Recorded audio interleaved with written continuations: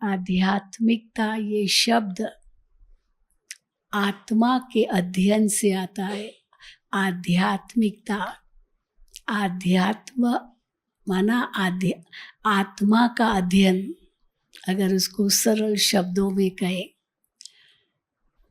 तो आध्यात्मिकता में ईश्वरीय ज्ञान ये बहुत बड़ा सब्जेक्ट है और उस सब्जेक्ट में 4 मुख्य विषय है। आध्यात्मिकता के ज्ञान के विषय में 4 मुख्य विषय है। आत्मा का ज्ञान, फिर परमात्मा का ज्ञान, फिर कर्मों का ज्ञान और फिर समय का ज्ञान। समय ये एक बहुत बड़ा सब्जेक्ट है। कहा जाता है कि समय सदा से ही है। ऐसे कभी नहीं हुआ कि कभी समय नहीं था। इंग्लिश में कहेंगे there was never a time when there was no time। हमेशा समय तो होता ही है। और फिर समय के साथ कौन सा शब्द जोड़ते हैं? समय एक चक्र है, तो चक्र जोड़ते हैं जिसको काल चक्र कहते हैं। तो समय क्या है? समय के क्या सीक्रेट्स है? वो चक्र कैसे है? वो आपको आज के विषय में बताएंगे। तो समय एक लकीर की तरह नहीं है। अगर लकीर जैसे होती है तो कहाँ से शुरू होती है फिर कहाँ पूरी होती है, तो कहेंगे ये लकीर है, क्योंकि उसकी शुरुआत भी है, उसका अंत भी है। कई बार ये प्रश्न करते हैं ना, लकीर खींच ली और फिर कहा जाता है कि इस लकीर को आप छोटा कर दो। तो कैसे छोटा करेंगे? उसको छुए बिना कैसे छोटा करेंगे उस लकीर को? एक बड़ी लकीर खींचेंगे। पर छोटी लकीर हो या बड़ी लकीर हो, उसकी शुरुआत है, उसका अंत है। लेकिन समय के लिए क्या कहते हैं? न इसकी शुरुआत है न इसका अंत है। तो वो कौन सी चीज़ है जिसकी न शुरुआत है न अंत है? वो एक साइकिल है। साइकिल की न शुरुआत है न उसका अंत है, परंतु उस साइकिल में ट्रांजिशनल चेंजेस आती है, क्योंकि ऊपर से धीरे धीरे धीरे धीरे नीचे आता है, फिर धीरे धीरे धीरे ऊपर जाता है, और फिर वो साइकिल पूरा होने के बाद फिर वापस वही साइकिल आरंभ होता है। तो एक है, इसको इंग्लिश में कहते हैं ट्रांजिशनल चेंज, क्योंकि परिवर्तन होता है। साइकिल माना परिवर्तन भी। एक होता है ट्रांजिशनल चेंज माना धीरे धीरे, और दूसरा होता है ट्रांसफॉर्मेशनल चेंज, ड्रास्टिक चेंज। और उसका उदाहरण क्या दिया जाता है? जैसे दिन और रात। अब अमृत वेला होता है, फिर सूर्योदय होता है तो प्रकाश आ जाता है, फिर वो दिन भर वो प्रकाश चलता है, फिर शाम को धीरे धीरे सूर्य ढलता है और फिर अंधेरा आ जाता है, फिर सवेरे प्रकाश आता है। तो ये दिन और रात का एक चक्र है, क्योंकि कल भी 24 घंटा पहले सवेरा हुआ था, आज भी हुआ है, कल भी होगा। तो ये चक्र घूमेगा, ये 24 घंटे का चक्र है। तो जैसे दिन और रात का चक्र है, वैसे हम देखते हैं सीजन्स का भी चक्र है। अभी मॉनसून आ गया है, फिर मॉनसून पूरा होगा तो उसके बाद फिर ऑटम आएगा, पतझड़ होगी, ये सब होगा, फिर ठंडी आएगी, फिर बाहरी मौसम स्प्रिंग आएगा। ये सब ऋतुएं भी इस प्रकार से बदलती है। तो ऋतुएं फिर वापस वही आती। पिछले साल भी बस बारिश हुई थी, इस साल भी फिर बारिश की सीज़न है, तो वो उस साल का सीज़न है। इसी प्रकार जन्म मरण का भी साइकिल है।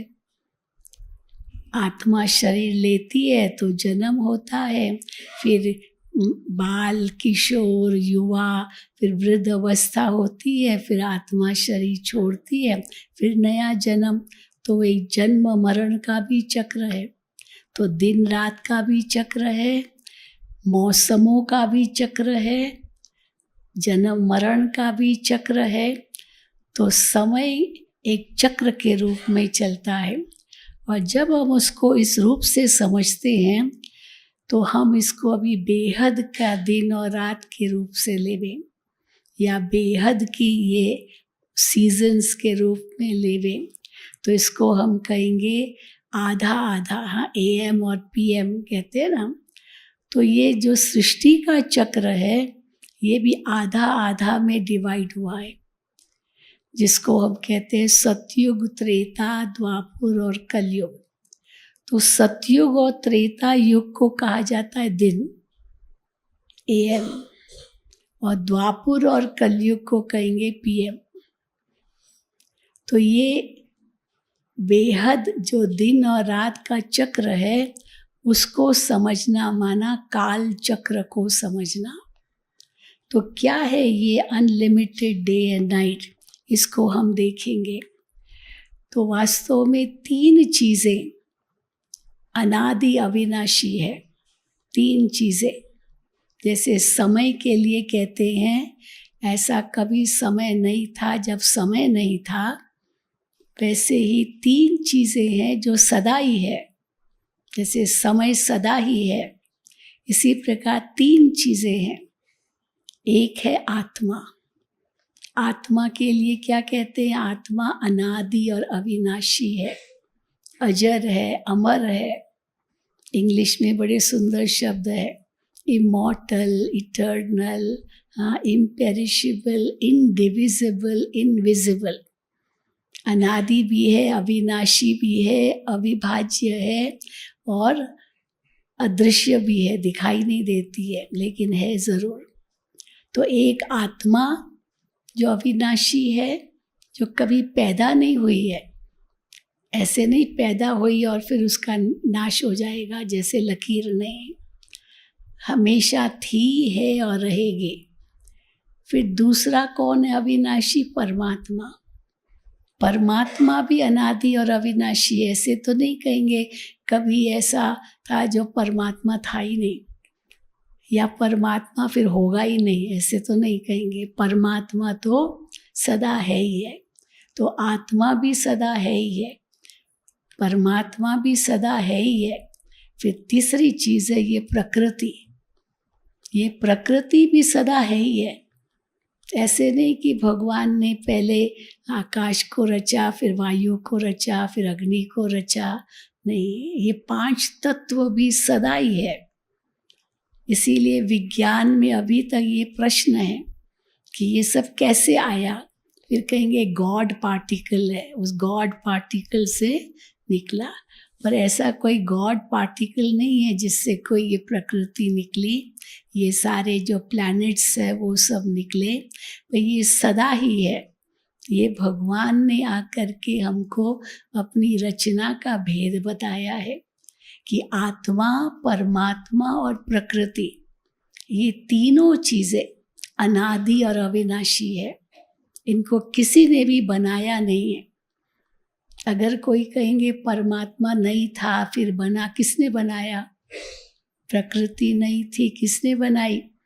क्योंकि कोई भी चीज़ जड़ चेतन, उसमें भी जो चेतन है वो जड़ से नहीं आएगा, चेतन भी सदा ही चाहिए, है ना। पहले ज़माने में सोचते थे कि गाय का गोबर जो होता है वो गोबर में से अब वो ये मच्छर निकलता है या निकलता है, तो मच्छर पैदा हुआ गोबर में, लेकिन ज़रूर उस गोबर में उस मच्छर के अंडे होंगे, तभी तो मच्छर पैदा हुआ, नहीं तो कहाँ से मच्छर पैदा होगा? उसका अंडा होगा, और अंडा होगा तो ज़रूर किसी मच्छर से ही आया होगा। तो जैसे वो ये 5 तत्व अनादि अविनाशी है, जड़ तो चेतन भी अनादि अविनाशी है। अब उसको हम थोड़ा और समझेंगे। इसीलिए विज्ञान इस बात को तो ज़रूर मानता है कि matter can never be created not destroyed. Matter कभी उसकी रचना नहीं होती, न उसका अंत होता है, but it can change from one form to the other.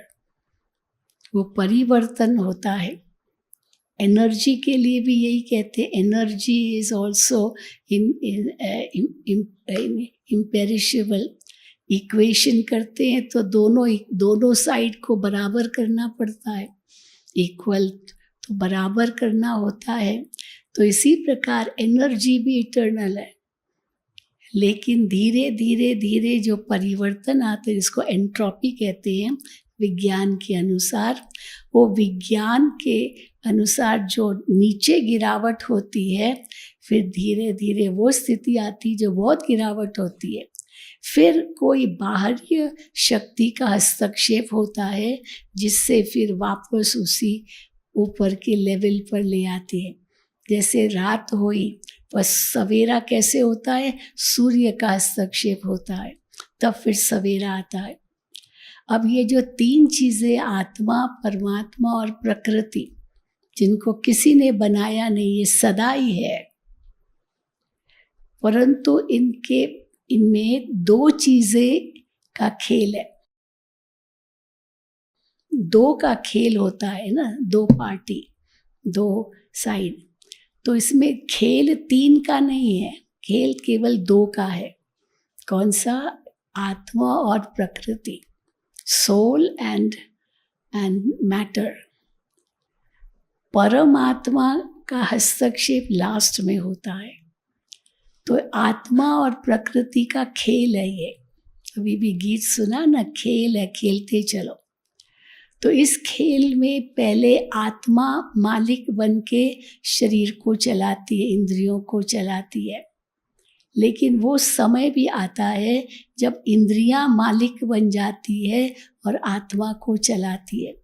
जैसे ड्राइवर कंट्रोलर होता है गाड़ी का, लेकिन अगर ब्रेक फेल हो जाए तो गाड़ी कंट्रोल करने लगती है ड्राइवर को। गाड़ी को ड्राइवर कंट्रोल नहीं कर पाता क्योंकि ब्रेक ही फेल हो गई है। इसी प्रकार ये संसार का खेल भी ऐसे ही है। आत्मा जो पुरुष है वो प्रकृति का मालिक है, पर वो समय आता है जब प्रकृति पुरुष को अधीन कर लेती है। तो जब पुरुष आत्मा मालिक है तो ये संसार सतयुग है, गोल्डन एज है। और जब प्रकृति मालिक हो जाती है तो ये संसार कलयुग है ना।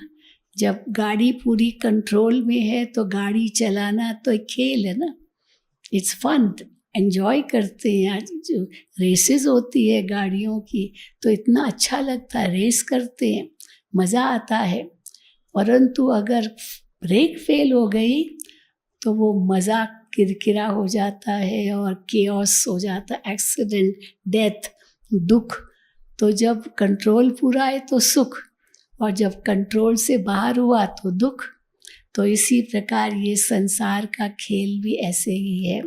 तो जब एक्सीडेंट हो गया तो फिर पुलिस को बुलाते हैं ना। पुलिस की नहीं तो ज़रूरत नहीं है, पर पुलिस को बुलाना पड़ता है क्योंकि एक्सीडेंट हो गया। तो इसी प्रकार हम देखें कि जो खेल दो के बीच में है, उसमें सोल या पुरुष और प्रकृति, इनके बीच में खेल है। जब सोल मास्टर है मैटर पर तो हेवन ऑन अर्थ, स्वर्ग, सतयुग। और जब मैटर सोल पर कंट्रोल कर लेता है तो फिर नरक है। अभी इस बात को हम अच्छी तरह से समझेंगे। इसी का ही दूसरा रूप है स्वास्तिका। स्वास्तिका में हम क्या देखते हैं? पहले एक लकीर है ना, वो राइटियसनेस की निशानी है, राइट की तरफ जाता है, इसलिए वो राइटियसनेस है। और फिर राइटियसनेस का थोड़ा डाउनफॉल हुआ, वो नीचे आया। फिर लेफ्ट, तो लेफ्ट माना अनराइटियसनेस चालू हो गया, और फिर अनराइटियस की चरम सीमा, एकदम टॉप। तो इस प्रकार ये 4 युग हैं, सतयुग, त्रेता युग, द्वापर युग और कलयुग। तो सतयुग और त्रेता युग ये स्वर्ग कहा जाता है, और द्वापर और कलयुग ये नरक कहा जाता है। और भगवान ने ये बहुत बड़ा अपनी रचना का भेद बताया है कि इस चक्र की जो अवधि है, ड्यूरेशन है, वो केवल 5000 साल है। कई बड़े आश्चर्य खाते, ऐसे कैसे होता है, तो लाखों सालों का है, लाखों वर्ष का। सतयुग को भी लाखों वर्ष, लाखों ही कहते हैं, लेकिन हर एक चीज़ की लिमिट होती है। हम कहेंगे भाई 1 मिनट में केवल 60 सेकंड है, तो क्यों 61-62 क्यों नहीं 60 सेकंड है। 1 मिनट में 60 सेकंड है, 1 घंटे में 60 मिनट है, 62-64 क्यों नहीं, ये हिसाब है इसका। फिर एक दिन में 24 घंटे ही है, 25 घंटे 26 घंटे नहीं है, लिमिट है ना, हर चीज़ की लिमिट है। फिर 12 महीना है ना, 12 महीना इसकी भी लिमिट है। 13वां महीना कभी नहीं आता है ना, तो इसीलिए हर एक चीज़ अपनी लिमिट में है। तो ये जो संसार का चक्र है, इसकी भी एक लिमिट है, और वो लिमिट है 5000 साल। अब इसका बहुत विस्तार है, उस विस्तार में अभी नहीं जाएंगे, वो आप डिटेल सेवा केंद्रों पर जा कर के समझना। तो जब स्वास्तिका निकालते हैं तो चारों भाग इक्वल करते हैं, समान। तो जब 5000 को हम 4 से डिवाइड करेंगे तो हर युग की आयु 1500 वर्ष है, 1250 साल, 1250 साल। तो 1250 साल, और इसी प्रकार 4 युग, ये 5000 साल का एक चक्र है। और जब हम इस बात को समझते हैं तो उसी प्रकार से हम इसको और डिटेल में समझते। तो जब सतयुग और त्रेता है, जिसको हम ब्रह्मा का दिन कहते हैं, वहाँ केवल एक ही धर्म है बस, वो आदि सनातन देवी देवता धर्म है। इसलिए भारत के लिए क्या कहते हैं, सबसे प्राचीन देश। और सनातन धर्म सबसे प्राचीन है। जब भारत में मंदिर बनने शुरू हुए थे, तब उस समय कोई चर्च वर्च मस्जिद कुछ भी नहीं था, केवल मंदिर ही थे। लेकिन बाद में जब ये दूसरे धर्म आए, तब ये चर्च और मस्जिद बनने लगे। पहले तो कोई चर्च और मस्जिद नहीं थे, तो एक ही धर्म था। मंदिर भी बाद में बने, परंतु देवी देवताओं का धर्म था, जिसको सनातन धर्म कहते हैं।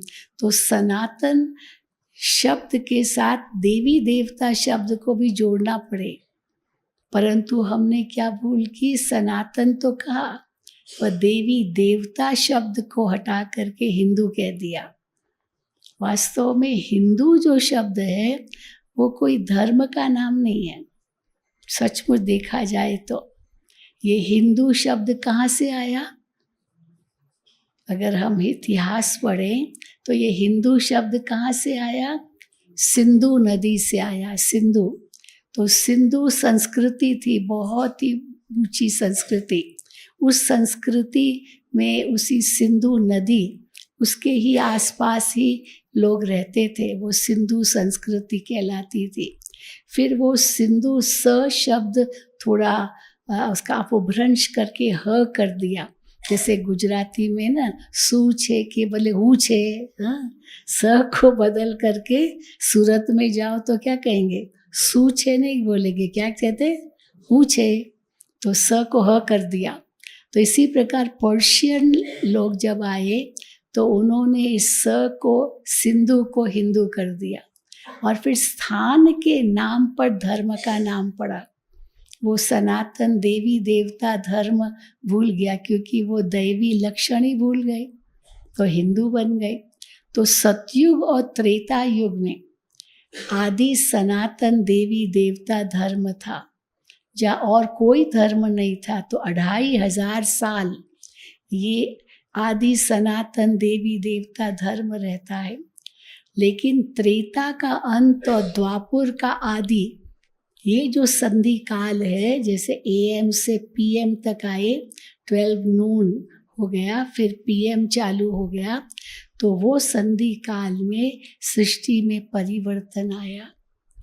और उस परिवर्तन के कारण सृष्टि के अंदर थोड़ा पतन आया। नहीं तो 2 युग तो स्वर्ग था।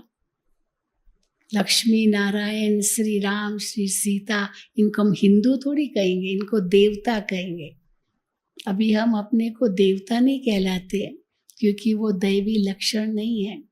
भले नाम तो रख दिए, किसी का नाम लक्ष्मी, किसका नाम सरस्वती, और भाइयों में कईयों का नाम राम होगा, कईयों का सीता हो, बहनों में सीता होगी, कईयों के भाइयों में तो 2-2 नाम भी रखते, लक्ष्मी नारायण भाई। तो लक्ष्मी तो अलग है, नारायण अलग है, लेकिन पुरुषों के ऊपर लक्ष्मी नारायण भाई नाम रखते हैं। एक भाई था, उसका नाम था, साउथ इंडियन था, उसका नाम था शिव राम कृष्ण। चलो राम कृष्ण समझ लिया किसका नाम होता है, पर शिव राम कृष्ण।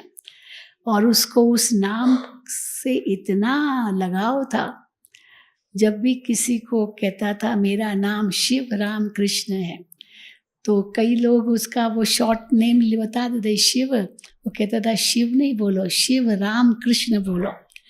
तो शिव राम भी अगर किसने बोल दिया वो भी पसंद नहीं, शिव राम कृष्ण बोलो। तो तीनों बात थे।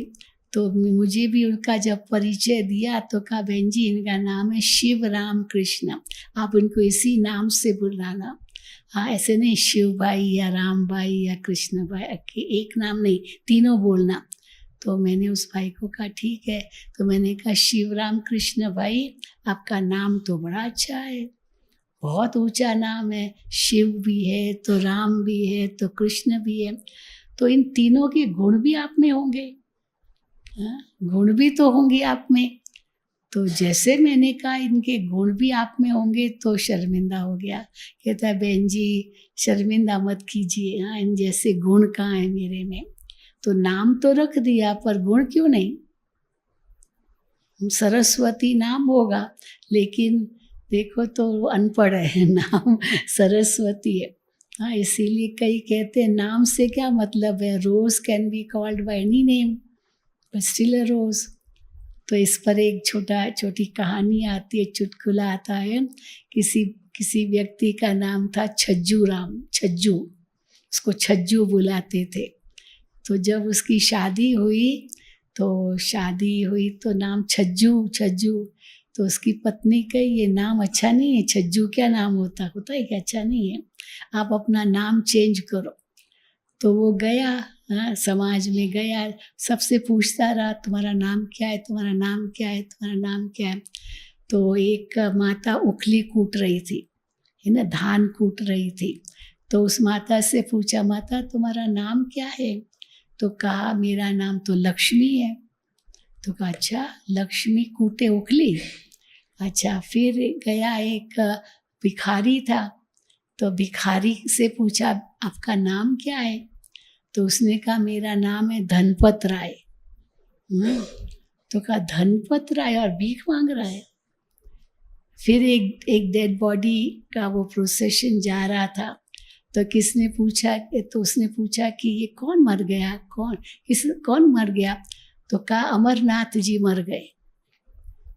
तो आश्चर्य खाया, अमरनाथ और मर गया। तो उसने एक बहुत सुंदर एक कहावत बना ली।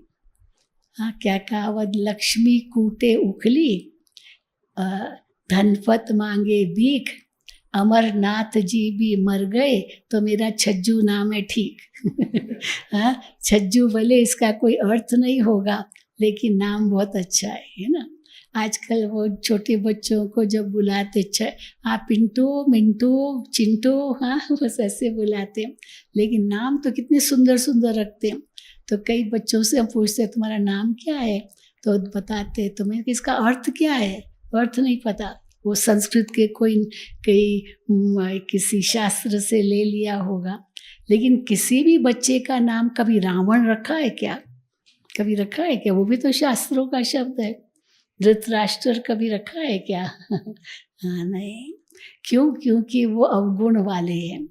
तो इसीलिए नाम से कोई मतलब नहीं, परंतु वास्तव में जैसे परमात्मा का नाम गुणवाचक है, परमात्मा का नाम कर्तव्यवाचक है, जिसको हम शिव कहते हैं। तो शिव माना ही कल्याणकारी। तो अमरनाथ, विश्वनाथ, सोमनाथ, पशुपतिनाथ, ये जो भी नाम हैं, ये सब परमात्मा के गुण और कर्तव्यों पर आधारित है। ये कल आपका सेशन हुआ होगा सुबह, परमात्मा का विषय। तो परमात्मा, कई लोग कहते हैं परमात्मा का तो कोई नाम रूप ही नहीं है। हम कहते हैं नाम रूप भी है, लेकिन मनुष्यों जैसा नाम रूप नहीं है। मनुष्यों के नाम संज्ञावाचक है, संज्ञावाचक है, जस्ट प्रॉपर नाउन्स। लेकिन परमात्मा का नाम गुण और कर्तव्यवाचक है। सहस्त्र नाम कहते हैं शिव के, तो वो ज्योति स्वरूप। तो इसीलिए धर्म पिताएं जब आए, तो धर्म पिताएं भी क्यों आए? क्योंकि उसी समय विकारों की प्रवेशता हुई। आधा कल्प, 2 युग तक आत्माएं सतो और सतो प्रधान और सतो स्थिति में आई, जन्म मरण के चक्र में आए। लेकिन फिर भी आत्मा शुद्ध और पवित्र थी। लेकिन शरीर के साथ संबंध होने के कारण जैसे त्रेता समाप्त हुआ, द्वापर शुरू हुआ, हम खुद को आत्मा की बजाय देह समझने लगे। हाँ, जैसे होता है ना, हम कई विदेशों में गए हैं, तो भारत के लोग ही वहाँ गए। भारत के लोग, गयाना, ट्रिनिडैड, ये जो साउथ अमेरिकन कंट्रीज़ है, करेबियन कंट्रीज़, वहाँ बहुत इंडियन ओरिजिन के भाई बहनें हैं, लेकिन उनको हिंदी नहीं आती है, हिंदी नहीं आती है।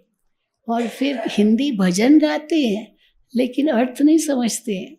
एक बहन मैं वहाँ गई तो बहुत सुंदर हिंदी भजन गा रही थी, तो मैंने उससे पूछा तुमको इसका अर्थ मालूम है? कहती sorry I don't know, I don't know. तो इसीलिए केवल क्योंकि ओरिजिन तो भारत का ही है ना।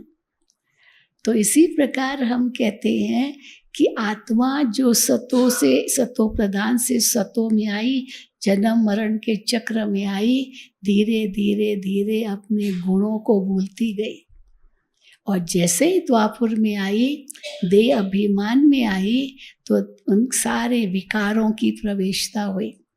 काम, क्रोध, लोभ, मोह, अहंकार, और जो सुख का स्वरूप था वो धीरे धीरे बदलकर दुख का स्वरूप हो गया। तो अभी जैसे दुख शुरू हुआ तो परमात्मा की पुकार शुरू हुई, क्योंकि दुख में ही परमात्मा को याद करते हैं।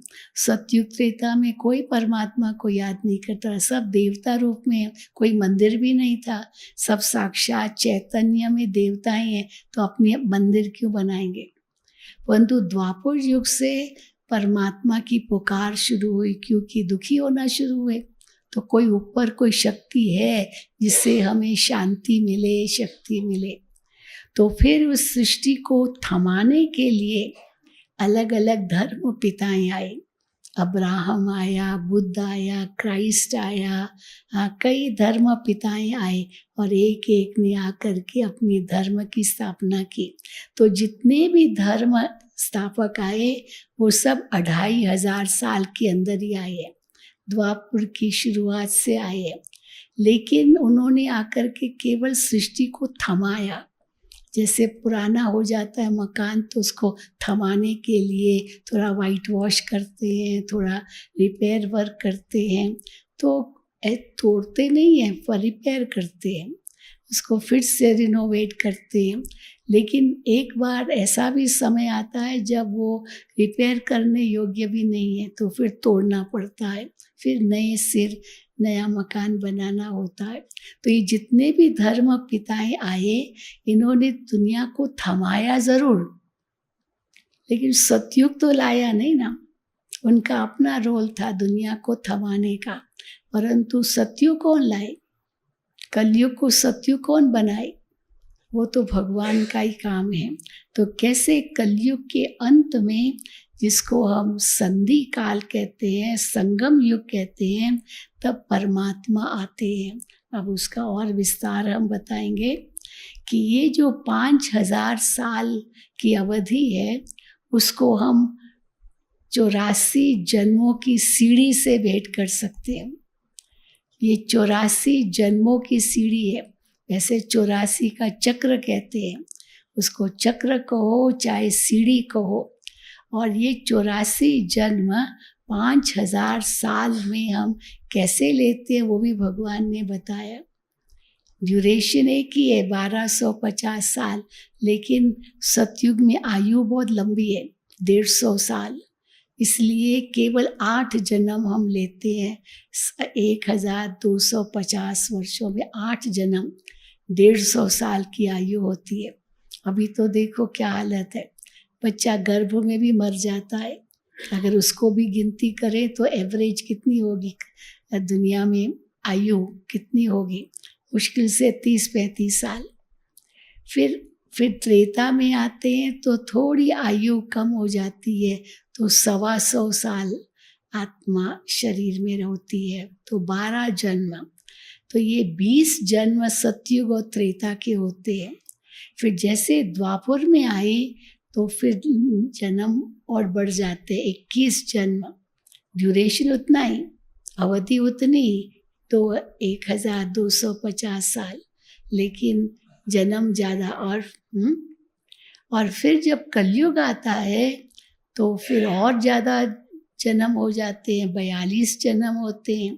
अब ये 83 जन्म हुए, पर एक जन्म ये पुरुषोत्तम संगम युग का है, जो इस समय परमात्मा ने आकर के हमें बताया है।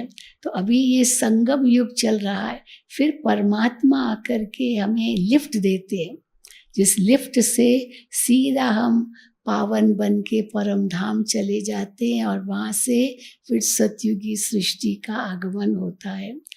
अब ये 84 जन्मों की जब बात आती है तो कई लोग समझते 84 लाख योनियाँ हैं। 84 लाख योनियाँ, इतने कीट, इतने पक्षी, इतने जीव, इतने जंतु, पता नहीं क्या क्या। और फिर कहते हैं मानव जन्म हीरे तुल्य, वो एक ही जन्म होता है। लेकिन परमात्मा हमें क्या कहते हैं? नहीं, मनुष्य आत्मा को मनुष्य चोला ही मिलता है। ये एक बहुत बड़ा सत्य है कि मनुष्य आत्मा को मनुष्य चोला ही मिलता है, क्योंकि आत्मा में संस्कार होते हैं, तो संस्कार अनुसार शरीर होता है। तो जो जीव जंतु जानवर आदि, उनके संस्कार अपने हैं, और मनुष्य आत्मा के संस्कार अपने हैं। अब जैसे बीज डालते हैं, आप आम का बीज डालेंगे तो आपको कोई अनार का पेड़ थोड़ी मिलेगा, आम का ही बीज मिलेगा, क्योंकि वही बीज, वही संस्कार है उसके अंदर। इसी प्रकार मनुष्य आत्मा को मनुष्य शरीर ही मिलता है, और योनियों में आत्मा नहीं जाती है। भगवान ने बहुत बड़ा सत्य हमें बताया। ये शास्त्रों में क्यों लिख दिया इतनी योनियाँ? क्योंकि मनुष्यों को डराने के लिए, मनुष्यों को डर पैदा हो कि कोई पाप कर्म मत करो, नहीं तो ये योनि मिलेगी, वो योनि मिलेगी, वो योनि मिलेगी, और अंत में एक मनुष्य योनि मिलेगी, और उसमें आप श्रेष्ठ कर्म करो तो आपको मुक्ति मिलेगी। अब भगवान हमें कहते नहीं, मनुष्य आत्मा को मनुष्य चोला ही मिलता है। फिर वो चाहे सतो प्रधान जीवन हो, चाहे तमो प्रधान जीवन हो। अगर सचमुच अगर हमारे पाप कर्मों के कारण हमको और योनि मिलती हो, फिर तो मनुष्यों की जनसंख्या तो कम हो जानी चाहिए, कि इतने पाप हो रहे हैं दुनिया में, तो मनुष्य तो बचने ही नहीं चाहिए, सारे जानवर ही हो जाने चाहिए ना। लेकिन नहीं, हाँ, जानवर भी बढ़ते हैं तो मनुष्य भी बढ़ रहे हैं। हाँ, तो उस पर भी एक चुटकुला बताते हैं कि 2 जानवर आपस में चर्चा कर रहे थे। तो एक जानवर दूसरे को कहता है, अरे तुमको पता है कि आज का मनुष्य जो है ना, वो जानवर जैसा बन गया है। आज का मनुष्य जानवर जैसा बन गया है। तो दूसरा जानवर कहता है क्या उसकी प्रमोशन हो गई है? हाँ, क्योंकि जानवर बनना एक प्रमोशन है। तो उस पहले वाले ने कहा प्रमोशन कैसे, जानवर बन गए हैं? तो कहा हम जानवर तो कितने अच्छे हैं, आपस में कितना प्यार प्रेम से रहते हैं। हाँ, आप कितना आपस में हम एक दो से मिल करके रहते हैं, कभी हम लड़ते झगड़ते नहीं हैं। अभी कलयुग में तो लड़ते झगड़ते भी है क्योंकि मनुष्य ऐसे हो गए। तो उन्होंने कहा हम तो कितना प्यार से रहते हैं, हमारे अंदर न धर्म न भाषा न जाति, हमारे अंदर कोई ये भेद नहीं है। जानवरों में भेद होगा क्या, धर्म जाति भाषा का? और न ही कोई ऐसा रिस्ट्रिक्शन है कि इस देश से उस देश में नहीं जा सकते, कभी भी वो क्रॉस कर लेते हैं। भारत से पाकिस्तान चले गए, हाँ, अगर रास्ता वो दीवार नहीं है या कोई फेंस नहीं है तो कोई नहीं, न उनकी कोई ऐसे गिनती भी करता होगा। पर मनुष्य देखो कितनी हदें हैं, कितना लड़ते हैं आपस में। तो फिर वो कहता है दूसरा कि वास्तव में मनुष्य जानवर जैसा नहीं बन गया है। जानवर तो बहुत अच्छे हैं, बहुत अच्छे हैं जानवर, लेकिन आज का मनुष्य असुर जैसा बन गया है, राक्षस बन गया है, इंसान नहीं रहा, वो हैवानियत आ गई है, इंसानियत खत्म हो गई है। तो देखो जानवर समझते हैं कि हम अच्छे हैं, इंसान से हम अच्छे हैं, धर्म भेद भाषा भेद ये भेद कुछ भी नहीं है। तो जानवर अच्छे या मनुष्य अच्छे? क्या अच्छे, कौन अच्छे, किसको कहेंगे अच्छे भाई बताओ बहने, किसको कहेंगे?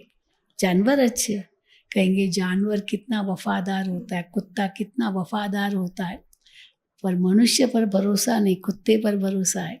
हाथ ये घोड़ा कितना वफादार होता है अपने मालिक का, इतने उनके गायन है, चेतक का कितना गायन है, राणा प्रताप का घोड़ा। तो हम देखें कि जानवर और अच्छे हैं बिल्कुल, पर मनुष्य पर भरोसा नहीं। तो क्यों ऐसे हो गया है?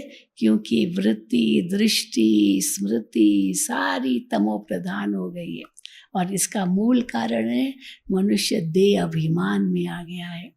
तो परमात्मा कहते हैं मनुष्य को तो मनुष्य चोला ही मिलता है, और इन 5000 साल में 84 जन्मों में हम इस प्रकार सीढ़ी लेते हैं। एक सीढ़ी है, 84 इसमें डाके हैं। तो 8 जन्म 12 जन्म 21 जन्म 42 जन्म, और ये अभी जो समय है ये पुरुषोत्तम संगम युग है, जबकि सृष्टि बदल रही है। जब नीचे आए तो धीरे धीरे नीचे आए, एक एक सीढ़ी उतरे। 2 युग तो एक एक सीढ़ी उतरे। 16 कला संपूर्ण थे हम, पूर्ण चंद्रमा थे। तो एक युग में 16 से 14 कला हुए, थोड़ी कला कम हुई, जैसे नया कपड़ा और 2-3 बार धुलाई किया हुआ कपड़ा, फर्क तो होगा ना, भले नहीं जैसा ही लगेगा लेकिन फर्क होगा।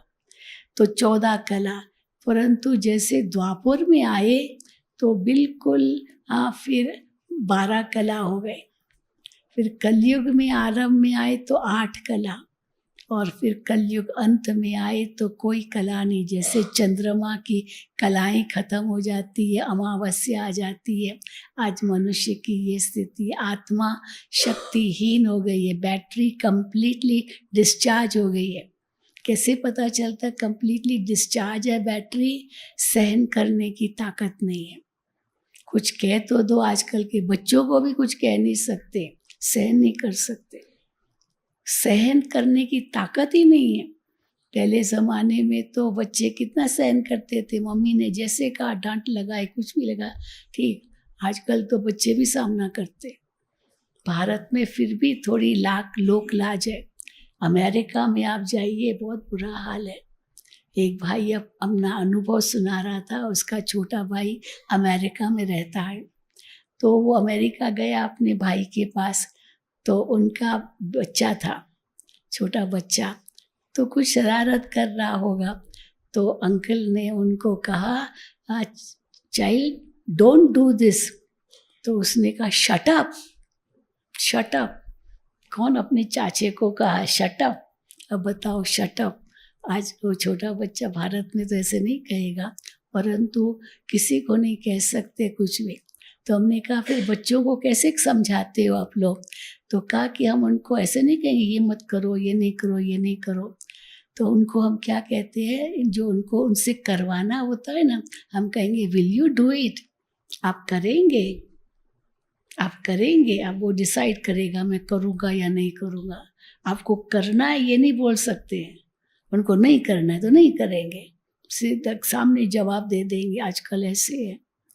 तो परंतु हम क्या कहते हैं, जो हमारी जनरेशन है ना, ये जनरेशन, जिस जनरेशन में हम सब है, हमने बड़ों का भी सुना और फिर छोटों का भी सुनना पड़ता है।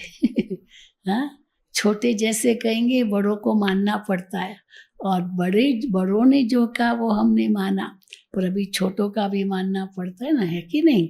कि छोटे हमारे कहने अनुसार चलते हैं। क्या कहते हैं, क्या कहेंगे? हाँ, मानना पड़ता है, छोटों का भी मानना पड़ता है। ये कलयुग का अंत है, क्योंकि आत्मा की शक्ति एकदम खत्म हो गई है, बैटरी पूरी डिस्चार्ज हो गई है। लेकिन इसको फिर से चार्ज करना है तो किससे कनेक्ट करेंगे? पावर हाउस से। तो ये राजयोग वो चार्जर का काम करता है, क्योंकि परमात्मा से आत्मा का कनेक्शन करते। इसीलिए कई कहते हैं ना कि अब योग क्यों सीखे, मेडिटेशन क्यों सीखे, क्या ज़रूरत है? हमारे पास सब कुछ है, धन दौलत सब है, और स्वास्थ्य भी है, सब है, नाम मान शान सब कुछ है, मेडिटेशन क्यों सीखे? हम कहते हैं मेडिटेशन सीखना क्यों ज़रूरी है? क्योंकि वास्तव में आत्मा शक्तिहीन हो गई है, इसलिए जल्दी जल्दी गुस्सा आता है, जल्दी जल्दी निराश हो जाते हैं, नाराज़ हो जाते हैं, उदास हो जाते हैं, डिप्रेशन आ जाता है, क्योंकि आत्मा बहुत कमज़ोर हो गई है।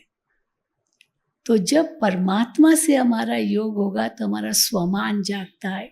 मैं कौन हूँ, मैं कहाँ से आया हूँ, क्या है मेरे जीवन का लक्ष्य, ये सब पता चलता है, जो हमको स्कूल कॉलेजेस में नहीं पढ़ाया जाता है। ये आध्यात्मिक ज्ञान केवल भगवान ही आकर के हमें सुनाते हैं। तो इसीलिए अभी जो समय चल रहा है ये एक परिवर्तन का समय है, ये एक परिवर्तन का समय है, और इस समय को हम कहते हैं पुरुषोत्तम संगम युग। अब 12 बजने में केवल 1 मिनट की दूरी है।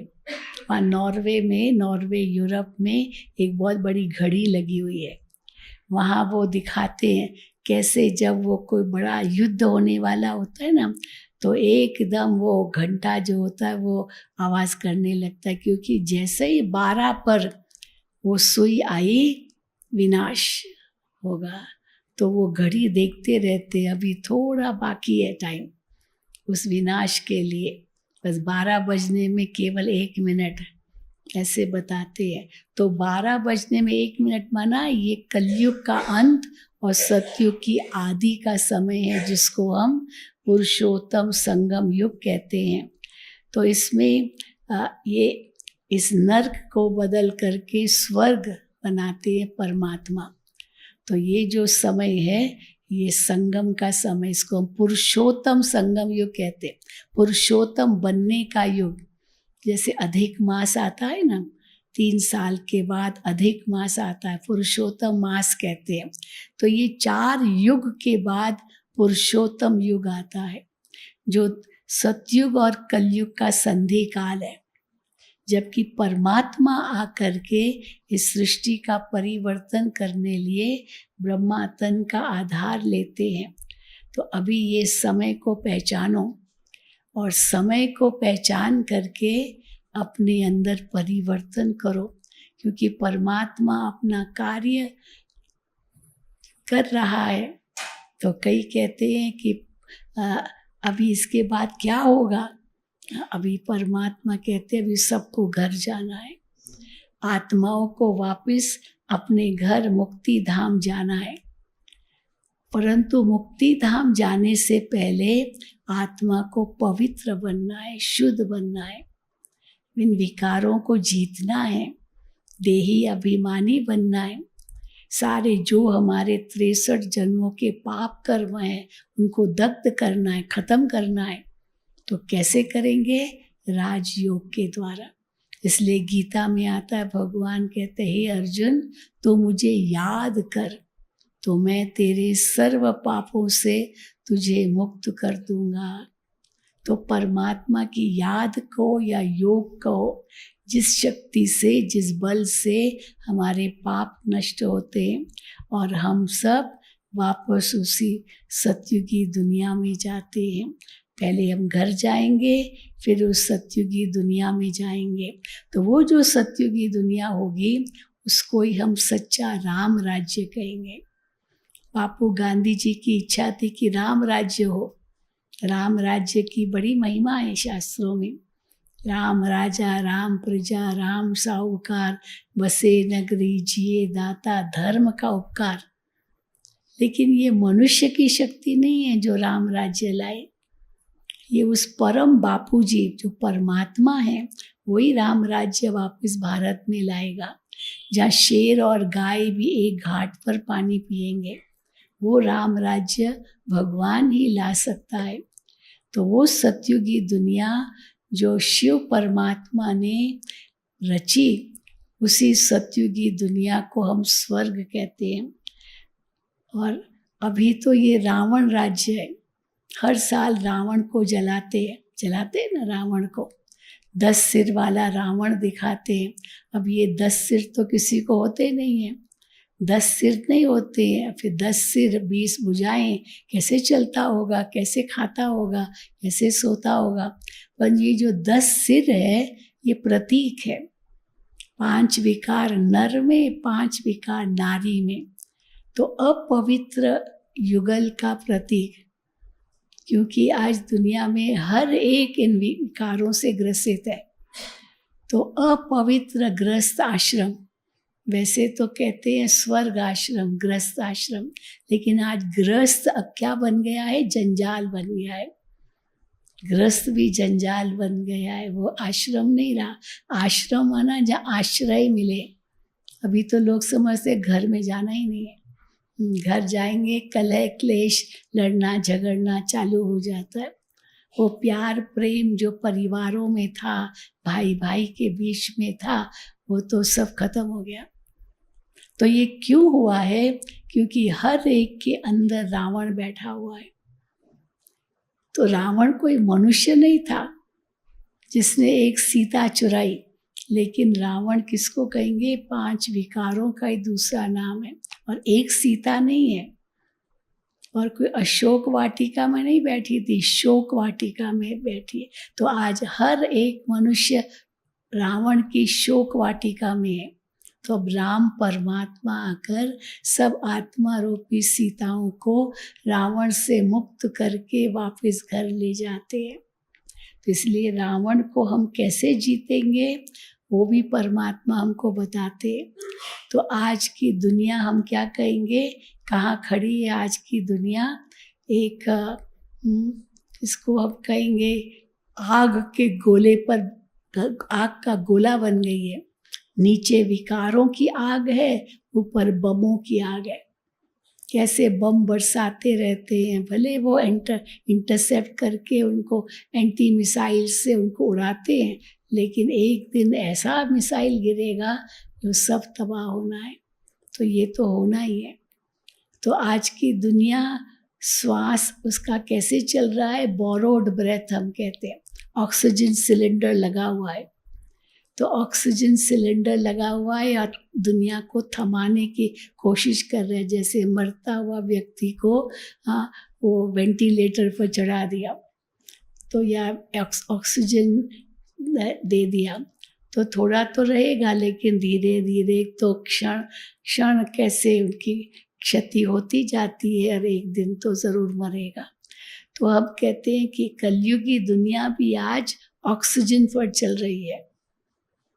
अधर्म का बोलबाला है। वो जो गीता में भगवान के महावाक्य हैं, जब जब संसार में अधर्म बढ़ता है, धर्म की ग्लानि होती है, तब तब मैं आता हूँ। और मैं आकर के अधर्म का नाश और सत्य धर्म की स्थापना करता हूँ। तो अभी वो वही समय है जबकि परमात्मा फिर से आकर के अधर्म का नाश और सत्य धर्म की स्थापना कर रहे हैं। तो कब आते हैं परमात्मा?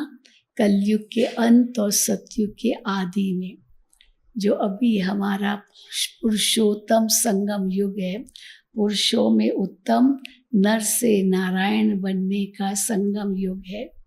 फिर हम आत्माएं उस परम धाम में जाएगी जो आत्माओं का धाम है। फिर धीरे धीरे नंबरवार इस सृष्टि मंच पर आएगी। तो अभी परमात्मा अपना कार्य करवा रहे हैं किसके द्वारा?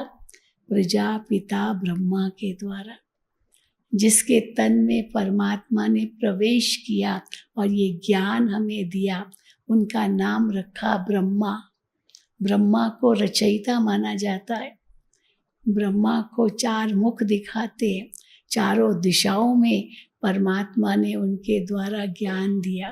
तो ये ईश्वरीय ज्ञान जो परमात्मा हमें दे रहे हैं, उसमें ब्रह्मा आदि पिता ये माध्यम है। कई लोग कहते हैं ना, ये कौन लगता है आपका? हम कहते हैं ये हमारा गुरु नहीं है, ये भगवान भी नहीं है। भगवान तो एक है, वो निराकार है, वो शिव है, वो ज्योति स्वरूप है, वो कल्याणकारी है, वो परम धाम का निवासी है। उसको अपना शरीर नहीं है, वो निराकार निर्गुण निरंजन है। कोई इनको साकारी गुण नहीं है, जन्म मरण के चक्र में नहीं आता, वो परमात्मा है। लेकिन प्रजापिता ब्रह्मा फिर कौन है? ये हमारा अलौकिक पिता है, अलौकिक पिता। तो हमारे वास्तव में 3 पिता है। शरीर का पिता तो हर एक जानता है, जिसने शरीर को जन्म दिया। लेकिन दूसरा पिता पारलौकिक पिता है, परमात्मा। वो आत्माओं का पिता है। लेकिन आत्माओं का पिता का मतलब क्या है? आत्माओं का पिता का मतलब ये नहीं है कि परमात्मा ने कोई आत्माओं को पैदा किया। ये तो पिता तो वही होता है जो पैदा करता है। परमात्मा ने आत्माओं को पैदा नहीं किया है। आत्मा तो अनादि अविनाशी है। लेकिन आत्माएं जब शक्तिहीन हो जाती है, तब परमात्मा आकर के आत्मा को फिर से वो शक्ति प्रदान करते हैं। कैसे? अपने आप से संबंध जुड़वा करके। तो आत्मा को एक नया जन्म मिल जाता है ना। जैसे कोई व्यक्ति बिल्कुल मरनासन हो, बिल्कुल होपलेस केस, बस अभी गया कि गया, और अचानक कोई ऐसा डॉक्टर मिल जाए, सर्जन मिल जाए, जो उनका अच्छी क्विकली ऑपरेशन करा करके उसको एक नया जीवन दे दे। मान लो नया जीवन उसको मिल जाए, तो क्या कहेंगे उस डॉक्टर के लिए? डॉक्टर साहब, आपने तो इनको नया जन्म दिया। ऐसे कहते ना, डॉक्टर को कहेंगे नया जन्म दिया। अब जन्म तो दिया नहीं उस डॉक्टर ने। जैसे माँ गर्भ से जन्म देती है, वैसे तो नहीं दिया उस डॉक्टर ने। तो नया जन्म कैसे दिया? उसको एक नया जीवन दिया, एक होप दिया, एक आश्वासन दिया कि तुम और जी सकते हो। तो अभी जो स्थिति है इंसान की, वो ऐसे ही स्थिति हो गई है। सब होप, सब आशाएं, उम्मीदें जैसे सब पर पानी फिर गया है। पर परमात्मा आकर के फिर हमें वो नई आशा की किरण देकर एक नया जन्म देता है। तो ब्रह्मा की संतान, जिसको हम ब्राह्मण कहते हैं, एक नया जीवन है। इसलिए ब्राह्मणों को द्विज कहते हैं। एक जीवन में 2 जन्म ब्राह्मणों के लिए कहते हैं। जब जनेऊ पहनते हैं ना, तो जैसे दूसरा जीवन हो गया, दूसरा जन्म हो गया। तो अब भगवान ने हमको नया जीवन दिया है, जिसके आधार से हमारा पुराना सब कुछ हम खत्म करते हैं और एक परमात्मा से सच्चा संबंध जोड़ते हैं। परंतु माध्यम जिसके द्वारा परमात्मा ने दिया, उनका नाम रखा प्रजापिता ब्रह्मा।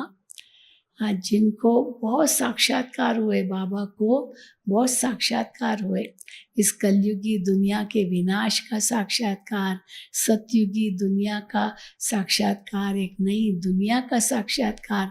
और शिव परमात्मा ने ब्रह्मा पिता को ये एक जैसे आकाशवाणी की कि ऐसी सतयुगी दुनिया तुमको बनानी है। तो कैसे परमात्मा ने ब्रह्मा बाबा को ये प्रेरणा दी और कैसे परमात्मा ने उनके माध्यम से ये ईश्वरीय ज्ञान दिया, जो इस समय परिवर्तन की वेला है। इस सृष्टि चक्र को एक सीढ़ी का रूप भी दिया, एक कल्प वृक्ष का भी रूप दे सकते हैं। जो पहला थुर है वो एक ही धर्म है, आदि सनातन देवी देवता धर्म। लेकिन आधा कल्प के बाद जैसे द्वापुर शुरू होता है तो दो भाग हो गया, और दो भाग हो गया मना लड़ना झगड़ना। एक हाथ है तो ताली नहीं बजती है, आवाज़ नहीं होता है, पर जैसे दो हाथ मिलाए ताली बजनी शुरू होती, आवाज़ होना शुरू हो जाता है। तो आत्मा खुद को भूल गई, देह अभिमान में आई, परमात्मा को पुकारा, भक्ति करने लगी, और धीरे धीरे धर्म पिताएं आए और हर एक धर्म पिता ने अपनी अपनी शाखा खोल दी। तो वो ब्रांचेस बन गई।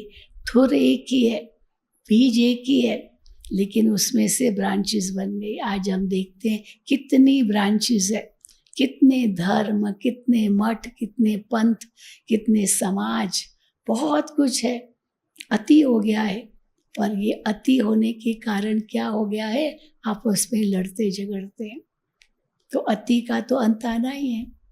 कोई भी चीज़ की अगर अति हो जाती है तो उसका अंत भी ज़रूरी है, परंतु वो अंत कोई सदा का अंत नहीं है।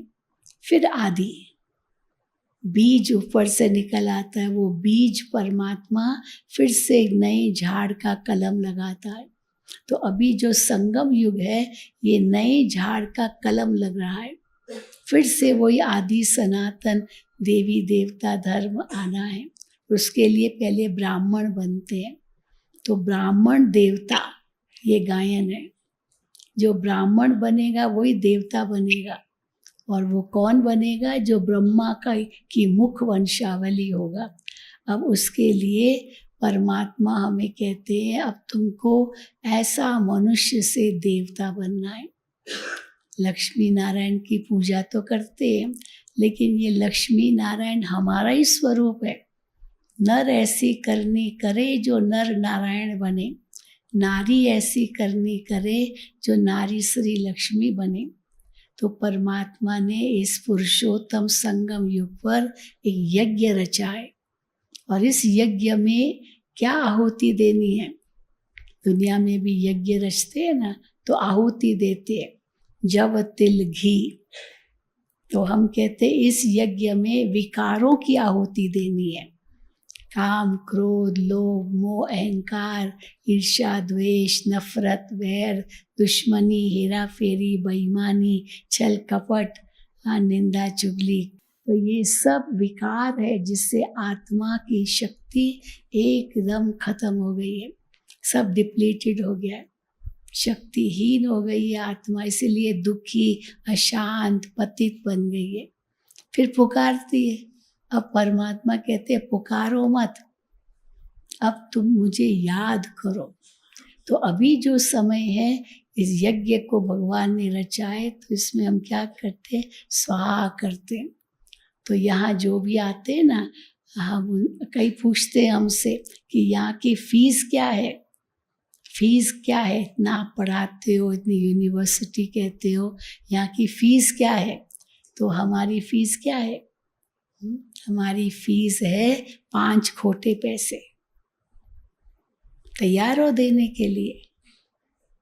कौन से खोटे पैसे, कौन से खोटे पैसे बताओ? हाँ, कौन से?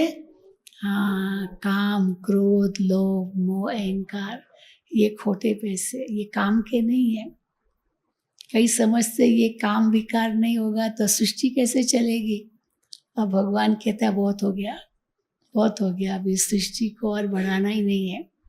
आज भविष्य क्या है युवकों के लिए, क्या भविष्य है, कहाँ नौकरियां हैं? देखो आप लड़ रहे ना आज के युवक।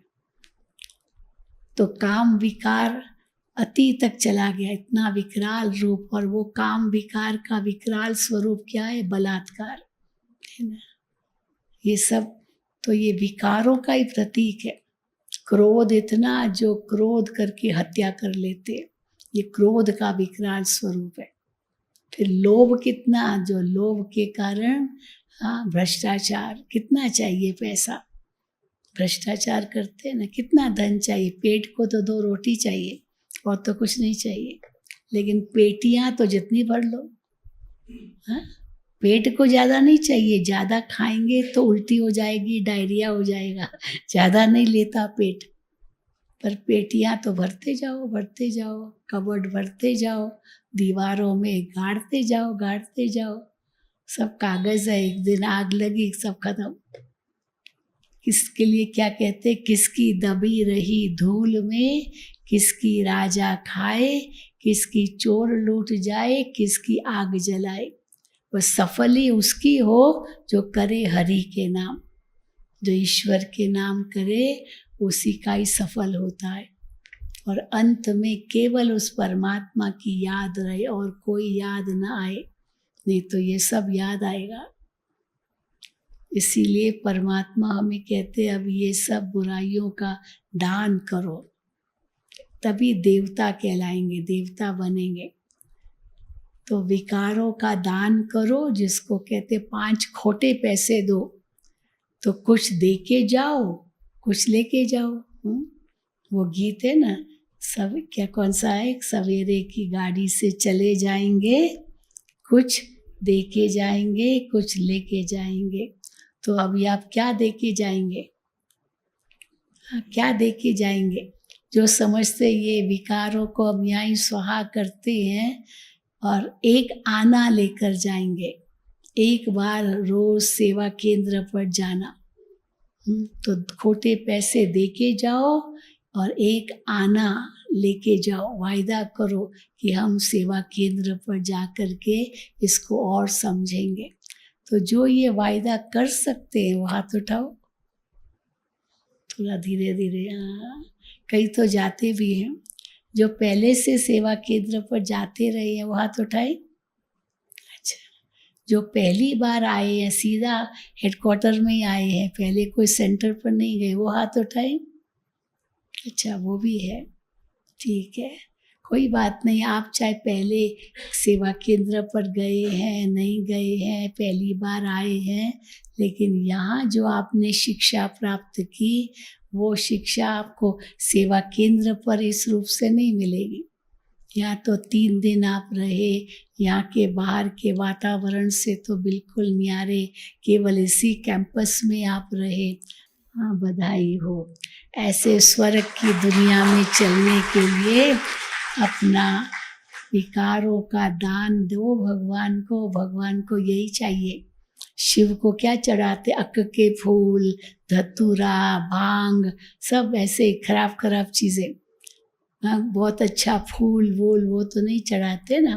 अक्क के फूल जो कड़वे हैं, जो जंगली फूल है, वही चढ़ाते। तो भगवान हमसे यही चाहते हैं। तो यही अपने जीवन में लक्ष्य रखना, यहाँ से ऐसे संकल्प करके जाना, तो आपका जीवन ही बन जाए। ठीक है? अच्छा, ओम शांति, ओम शांति, ओम शांति। चलो, बहुत अच्छा।